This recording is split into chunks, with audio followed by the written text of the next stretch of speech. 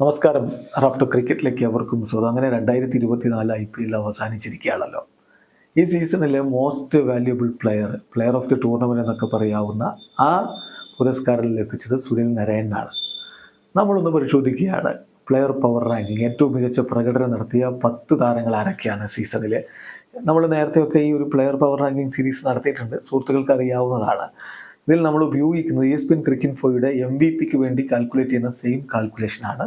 അപ്പോൾ ഒരു താരം കൂടുതൽ റണ്ണടിച്ചു അല്ലെങ്കിൽ കൂടുതൽ വിക്കറ്റ് എടുത്തു, അത് മാത്രമല്ല നമ്മൾ നോക്കുന്നത് ആ കളിയുടെ ഇമ്പോർട്ടൻസ്, ആ കളിയിൽ എത്രത്തോളം ആ ഒരു പ്രകടനം സ്വാധീനം ചെലുത്തിയിട്ടുണ്ട്. ഇതൊക്കെ വിശകലനം ചെയ്തിട്ടാണ് ഈ ഒരു MVP ESPN ക്രിക്കിൻഫോ തയ്യാറാക്കുന്നത്.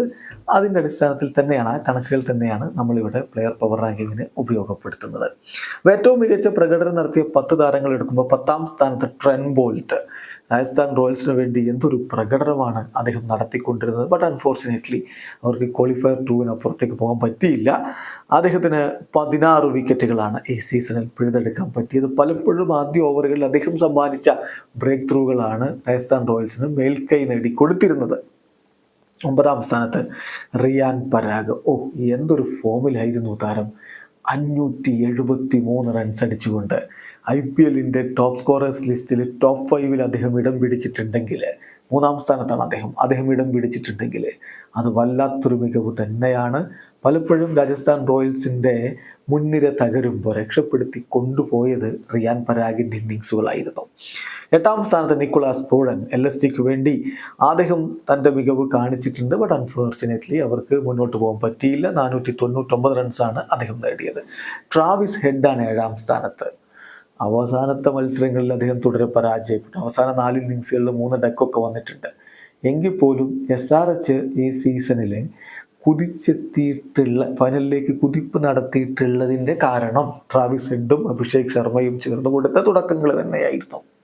അപ്പോൾ അദ്ദേഹം 7ാം സ്ഥാനത്ത് വരുന്നു. 567 റൺസാണ് അദ്ദേഹത്തിൻ്റെ ബാറ്റിൽ നിന്ന് പിറന്നിട്ടുള്ളത്. അദ്ദേഹം ടോപ്പ് സ്കോറേഴ്സ് ലിസ്റ്റിൽ 4ാമതാണ് തവണ വന്നിട്ടുള്ളത്.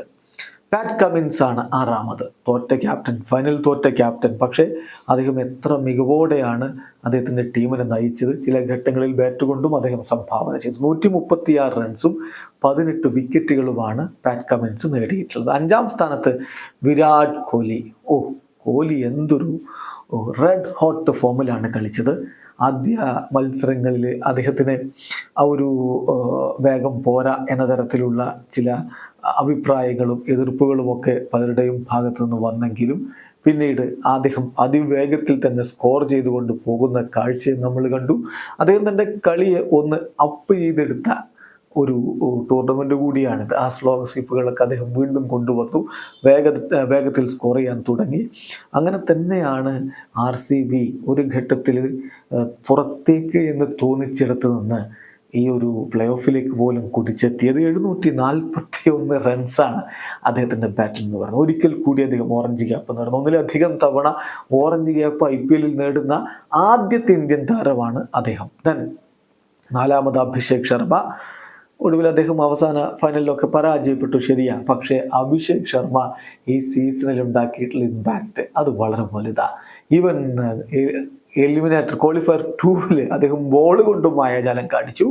484 റൺസും 2 വിക്കറ്റും. ആന്ദ്രെ റസൽ KKR കിരീടം അണിച്ചിട്ടുണ്ടെങ്കിൽ അതിൽ ഇദ്ദേഹത്തിൻ്റെ സംഭാവന വളരെ വലുത് തന്നെയാണ്. ബാറ്റ് കൊണ്ടും ബോൾ കൊണ്ടും അദ്ദേഹം മിന്നിത്തിളങ്ങുന്ന കാഴ്ച കണ്ടു. 222 റൺസും 19 വിക്കറ്റുകളുമാണ് ആന്ദ്രെ റസൽ നേടിയത്. ഫൈനലിലടക്കം അദ്ദേഹം മികച്ച പ്രകടനം. 2ാം സ്ഥാനത്ത് ജസ്പ്രീത് ബുംറ. MI തകർന്ന തരിപ്പണമായിരിക്കാം, പക്ഷെ ബുംറ വിസ്മയിപ്പിക്കുന്ന പ്രകടനം തന്നെയല്ലേ നടത്തിയത്. ബുംറയോളം മികവുള്ളൊരു ബൗളർ ഇന്ന് ലോക ക്രിക്കറ്റിലുണ്ടോ എന്ന് പോലും ചോദ്യം ഉയർത്തുന്ന തരത്തിലുള്ള പ്രകടനം അദ്ദേഹം നടത്തി. അദ്ദേഹത്തെ തൊടാൻ ഏത് കൊടികെട്ടിയ വമ്പൻ ബാറ്റർമാരും ഒന്ന് മടിച്ചു. സോ അദ്ദേഹം തന്നെയാണ് 2ാമത്. 20 വിക്കറ്റുകളാണ് അദ്ദേഹം പിഴുതെടുത്തത്. 1ാമത് സുനിൽ നരൈൻ. ബാറ്റ് കൊണ്ടും ബോൾ കൊണ്ടും മികച്ച പ്രകടനം. അദ്ദേഹത്തെ ഓപ്പണറാക്കാൻ വീണ്ടും എടുത്ത തീരുമാനമുണ്ടല്ലോ, അതാണ് ഇത്തവണത്തെ KKRൻ്റെ കുതിപ്പിൻ്റെ പിന്നിലെ ചാലക ശക്തികളിലൊന്ന്. അദ്ദേഹം 488 റൺസാണ് അടിച്ചെടുത്തത്. ബോൾ കൊണ്ട് പിന്നെ അദ്ദേഹത്തിൻ്റെ മികവ് എല്ലാവർക്കും അറിയാം. 17 വിക്കറ്റുകളും അദ്ദേഹം നേടിയിട്ട് അദ്ദേഹമാണ് നമ്മുടെ പ്ലെയർ പവർ റാങ്കിങ്ങിൽ ഒന്നാമത്. അദ്ദേഹമാണ് ഈ IPL most valuable player. Video അവസാനിക്കുന്നു. ക്രിക്കറ്റ് ലോകത്തെ കൂടുതൽ വിശേഷങ്ങളുമായി റാഫ്റ്റോക്സിൽ വരാം.